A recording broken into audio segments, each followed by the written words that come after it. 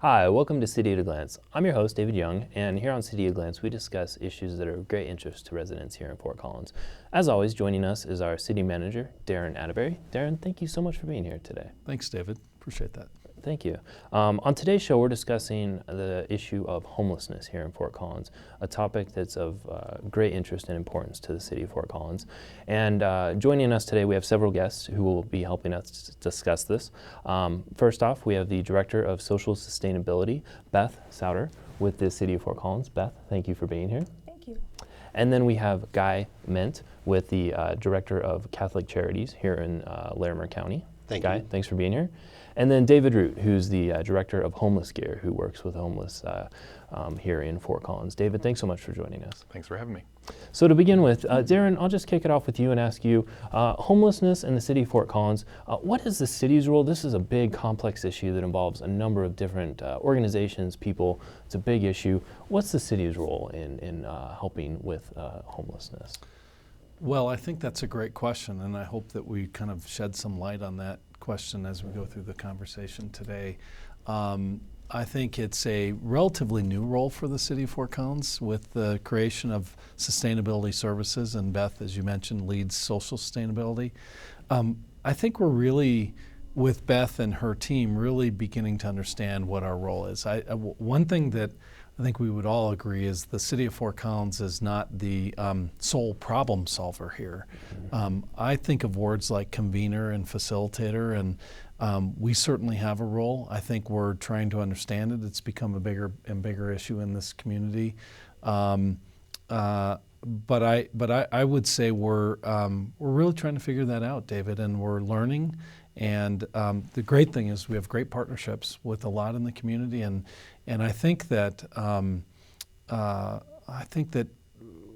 for a fact this community is very interested in the topic, very concerned, and I think very empathetic to the issues that we face as a community. So I'll maybe Beth can answer that question and the others, because I think it's a very important topic. I think, and David, I think there are some people that believe that while there's a problem in the city and the city should be the solution to that.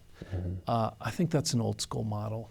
I think that that's a paternalistic model. I think that how we can leverage each other's resources and how we can problem solve together is really where we're gonna address this issue. So I look forward to the conversation. And I want to just start off by saying we have wonderful partners, and you guys have been fantastic. And I know there are many, many other providers in the community that aren't part of this show, but I think you are a great representation of the collaboration in this community. And Beth, you as well. Your role in the few months you've been here, I think, is really, certainly you've enlightened me, and I think that you've also helped the City Council in a huge way, and I look forward to the work that you're going to be doing, and you and your team in the near future. So that's kind of what our role is at this point. It's not, not a bright line, here's the definition, but I think we're all learning together. Definitely.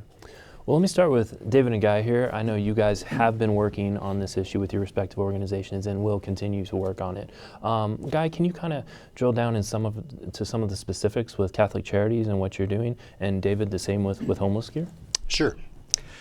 With Catholic Charities, our main goal is to return people to sustainable self-sufficiency as quickly as possible. So our services, I've finally distilled it down into two focus areas that we really have. One is trying to keep people from falling into homelessness. So we have services like a daily meal service, utility assistance, transportation assistance, where we can help people from having to make that choice. Do I pay my rent bill or do I buy dinner today?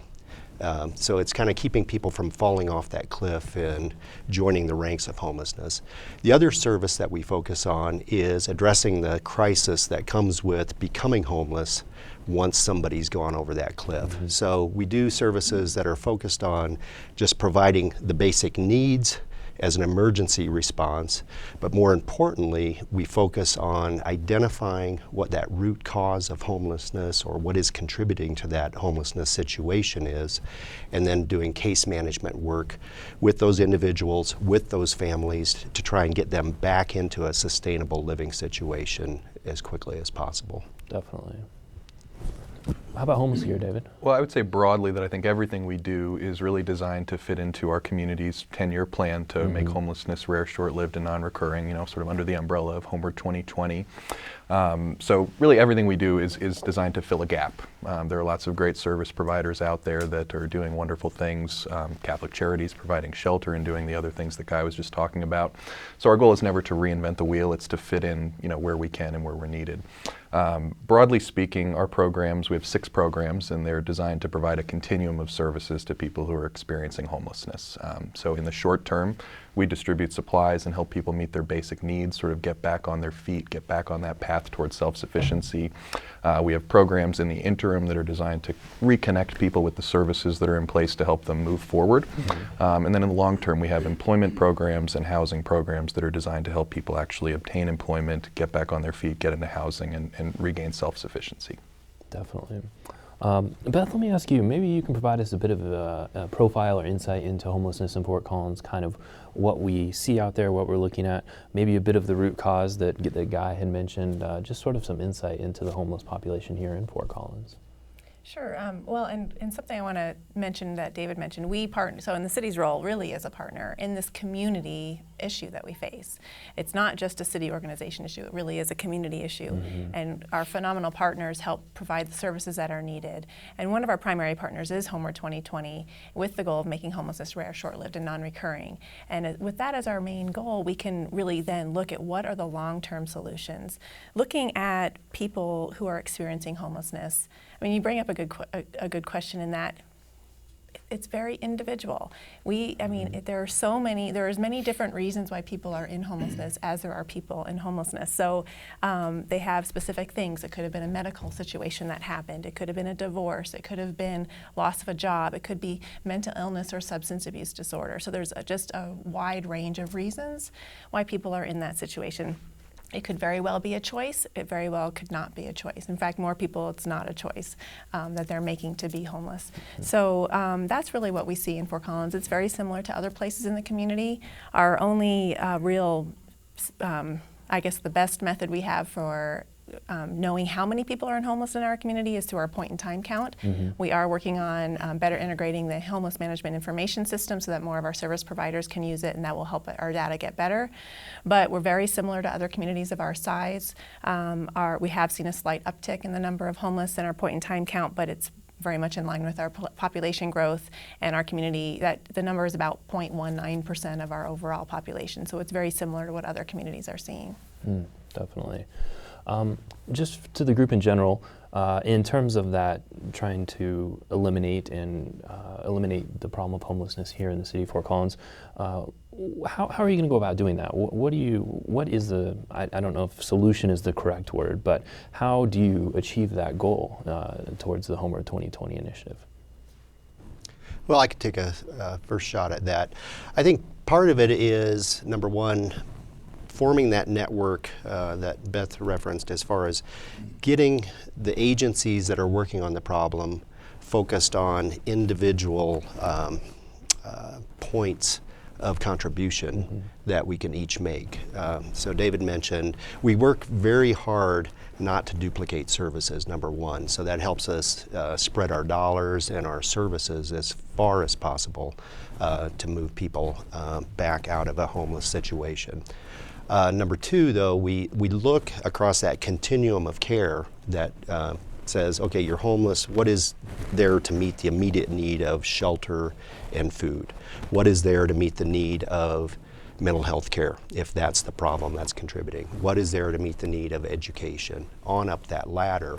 And so trying to get the right agencies identified, that's work that's already been done. And that's one thing the city, I think, can be very proud of, is the range of services that are available to address needs all along that continuum of care.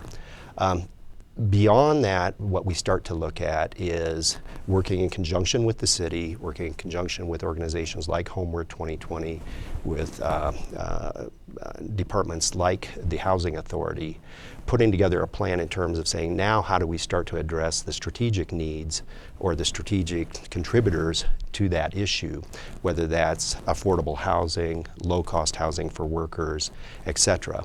And so everybody's kind of pulling on the rope in the same direction to get some of those structural issues not only identified, but starting to try to address those. And none of those are things that get fixed in a week or a month. Unfortunately, they are strategic issues, and they take several years to try and address. So the building of something like red tail ponds, while it doesn't solve the problem, it solved the problem for about 60 individuals that were chronically homeless in our community. So it's steps like that that I get most excited about working on, because it really does give you an opportunity to see where you can change the playing field permanently in terms of addressing the issue. Definitely. I think just to add to Guy's point, I think Red Tail Ponds is really a great demonstration of how, as a community, we can come together and really move the needle when it comes to the issue of homelessness. I mean, like you said, that's 60 people who we have essentially solved the problem for. More than that, I think a lot of the folks who are going to Red Tail Ponds and who would potentially move into permanent supportive housing communities in the future are struggling with some form of disability. Those folks tend to be some of the highest utilizers of services in our community, jails, hospitals, things like that. And so when we can get those folks into housing and sort of resolve the problem for that segment of the population, it really frees up resources in a way that we can address the entire population. So if we're getting those hardest to reach folks into housing first, it really helps us move the needle for the entire population. Again, just to sort of add to what Guy was saying, I think one of the things where we've made great strides in the last 5 or so years is aligning resources in our community. Mm-hmm. We have a lot of agencies that are working with the population of people experiencing homelessness, either directly or indirectly. And what we've seen is that those agencies have really come together, and I think Homeward 2020 and the City of Fort Collins do deserve a lot of credit for making that happen, basically to make sure that one agency is doing one thing, working with another agency that's doing another, but not overlapping necessarily. So I'm really impressed and proud of the strides we've made as a community in that way. Definitely. Beth, from the city perspective, would you like to add anything?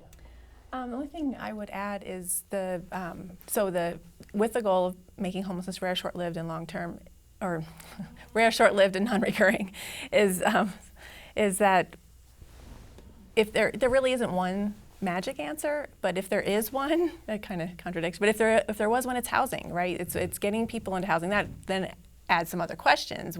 Is the housing accessible? How do we get them into the right housing? We need to have a variety of housing types and options. And then how do we provide the services they need to retain the housing? So those are all the pieces that need to play together as we move forward.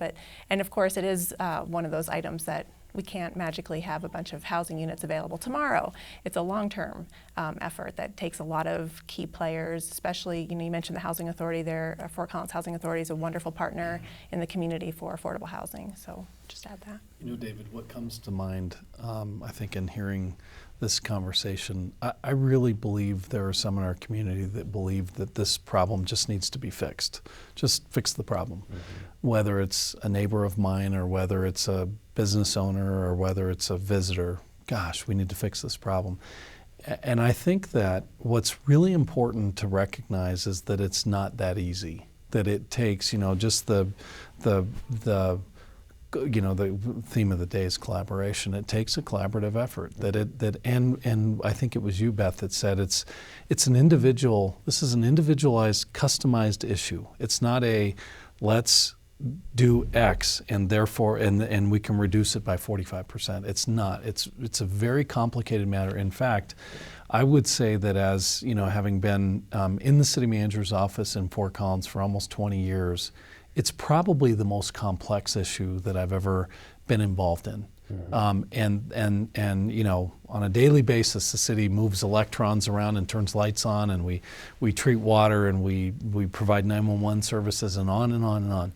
This is probably, for sure, is one of the most, if not the most complex public policy issue that I think we face. And that's part of the reason why Beth's office was created in the first place, because there were these very complex issues, social issues, that cities, medium-sized American cities, haven't historically had much experience in. Large cities have. But in my industry group, as I talk with other city managers around the country, this conversation that's going on in Fort Collins is going on in a lot of other medium-sized, small-sized American cities. And so I guess my point is that it's very complicated. There's not an easy answer. We do get calls from people and emails from people, all of us do, about just solve the problem. This is a very smart community, and we've had great success in solving all kinds of problems. This is an issue that I think as we're working on and we're developing individual customized sort of solutions, I think the community awareness around the challenges and around just the difficulties in doing this, I think it's really important for our community to really appreciate that. Because we all know that it is causing discomfort for people who maybe come downtown. I think also, and you guys have been great at this, I think we need to really appreciate the distinction between homelessness and maybe some of the behaviors we see downtown that might not even be related to a homeless person. We may walk downtown and conclude, well, that's a homeless issue. They may be very separate issues. And so I think that how we look at these issues, and I love the fact that you're talking about sustainable housing, and also we have a role that, earlier you asked what the city's role was. We have a role around enforcing behaviors as well. But if anyone believes that it's one and the same, they are not. And I don't know if you guys want to elaborate on that, but they are not. Someone who's homeless doesn't mean they're breaking the law. And I think that's a really important thing for us to talk about. Mm-hmm. Definitely. One thing I just wanted to jump in and say related to some of what we've been talking about is I think we've seen a culture shift in a positive way over the last 5 years when it comes to how nonprofits in our community address the issue of homelessness. And I think the shift, excuse me, I think United Way and Bohemian Foundation and the City of Fort Collins and Homeward 2020 deserve a lot of credit for shifting our emphasis. But basically, historically the mindset for nonprofits has been to focus on what are we doing as a nonprofit, what are our sort of outputs, how many people are we serving, how many people are we getting, sheltered, how many people are we feeding meals to. Mm-hmm. And what we've seen is that the emphasis now is on community level outcomes, not just what are we doing within our little silos, but what are we doing to move the needle on the issue of homelessness, sort of more broadly speaking. So just another way that I think we've made some good progress in the last few years. Yeah. And to just key off of Darren's last point, as far as the behaviors and the population that is experiencing homelessness being separate in many occasions, I see that on a daily basis. I know we've had some good conversations with the City Parks Department, for example, and getting volunteers from that population of people experiencing homelessness wanting to come and help pick up and clean up either the river corridor or the parks in some cases. There's been some really good discussions and workshops with business owners in the downtown community about identifying what are the behaviors that we want to encourage people to demonstrate. There's no free pass on being a good citizen, on being, following, common civic rules of order, regardless if you're experiencing homelessness, if you're a business person, or if you're a visitor to the city. And some of what has come out of those discussions is just doing very simple education and outreach to say, here's what we want it to be in terms of how everybody can enjoy Fort Collins if we all put this as a baseline in terms of the behaviors that we want to see, not just in the downtown area, but in our community as a whole. And to Darren's point, that's not just people experiencing homelessness to demonstrate those behaviors. That can be anyone that is using our community or living in our community or working in our community should have that expectation. So we're moving forward with those kind of discussions. And I've just been very encouraged and not surprised to see the people that use our services saying, yeah, I want to help. You know, they've got just as much pride in their community as, you know, anyone else in the community, and they want to be able to demonstrate that by helping out where they can, or by modeling those behaviors where they can. And I think to that point, some of those disruptive behaviors have profound impacts on people who are homeless as well. I mean, I think we can all agree that the vast majority of people experiencing homelessness in Fort Collins are not causing behavioral issues downtown.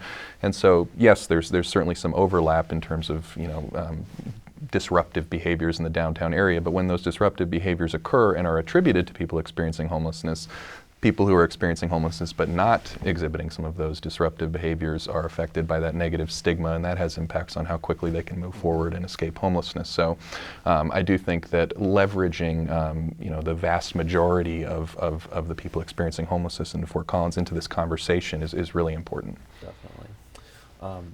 We're almost out of time, but one last question I just wanted to touch on briefly. It's fall, winter's right around the corner. Obviously, you know, in Colorado here it snows and gets cold, and that can be very difficult for our homeless population. Can you all, especially Beth, maybe speak to some of the programs or what we have in place coming up this winter to maybe help assist those folks? Well, City Council just recently approved a change to our land use code to allow temporary overflow shelters to exist without having to go through a process every year. There is still a process, but not a council process. So, and Guy is kind of leading our group that is working on this year's plan for overflow cold weather shelter. So I'll let him expand. Okay, thanks, Beth. Yeah. Yeah, this winter, what we have on paper right now is to be able to shelter all individuals, so individual men, individual women, by expanding the capacity that we're able to take in the two shelters in town, Catholic Charities on Linden Center Drive, and then on Jefferson Street with the Fort Collins Rescue Mission. Rescue Mission will take an additional 20 men in nightly by utilizing their chapel space and some of their cafeteria space. And Catholic Charities will take in an additional 20 women nightly using our cafeteria space. We're going to start that November 1st, and we'll carry that through at least through the end of March, possibly to the end of April, depending on the weather conditions.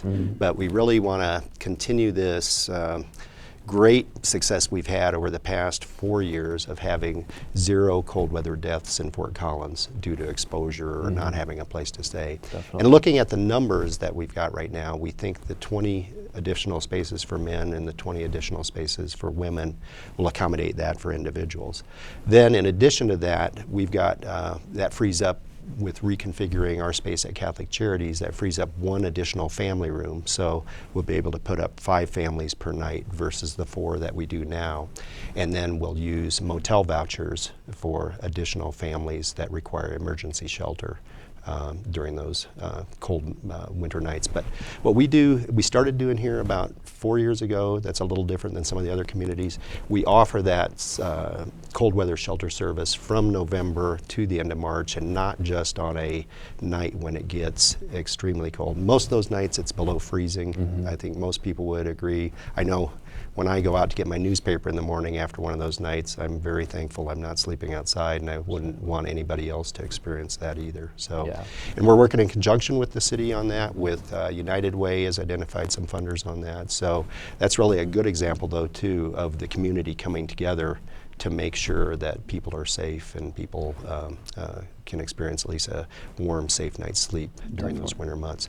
The last thing I'll mention that's a little bit outside of the just nightly shelter is there's a number of church communities in the downtown area also starting up what they're calling warming shelters, where they'll open their church hall from 6 p.m. until 10 p.m. when the shelter's open, so people have a place to go to get off the street during that same period of time from November to March. Definitely. That's fantastic news. That's great. Well, thank you all for taking the time today. Definitely a big issue, one that's going to require lots of cooperation and collaboration, and will not obviously be fixed overnight, but clearly there's some great projects in place and some steps being taken. So, Darren, is there anything you would like to say to close before we leave? Yeah, I guess just very briefly, I can't imagine this city doing this alone. So I'm so thankful for the two of you and you, Beth, for your work. and the many non-for-profit organizations that you're representing here today. And I just really appreciate that. I can't imagine the city being able to have any impact on this without you guys, and you both have been leaders in this area, and just very thankful for that. Hopefully people who are viewing maybe have a little bit more insight into the complexities of the issue. And also maybe who were wondering whether or not the city is aware of what's going on and attentive to it. And I would say I hope that this show has helped either affirm that for people who are aware of that, or my city is paying attention to it. People do care. There's a partnership going on here. And then another piece is just how complex it is. We're going to have opportunities to do more shows like this. There's things like the Street Outreach Program that is going to be, we're hoping is going to have a pretty significant impact on this. Sustainable housing for chronically homeless people. We've got to do that. These are people who are going to be chronically homeless unless they can get housing. And so the partnership that we've seen in this community with Fort Collins Housing Authority and others, we're going to have to do more of that. And I think that is a role that the city can help play. And then, one that's difficult for many is the idea of enforcement of behaviors as well. That's an ongoing policy discussion. Mm-hmm. A lot of people in the downtown area are wanting us to do more and more, and we have to be very mindful and thoughtful about those things. So I think those are other issues that are going to be ongoing as well. So I suspect we'll be back doing another one of these shows in the near future. But I appreciate it. And David, I appreciate the topic. I think it's relevant, mm-hmm. and I think it definitely is on people's minds. Thank you very much for joining us today. For more information on this topic, go to fcgov.com/downtown behavior, and please join us next time for City at a Glance. Thank you very much.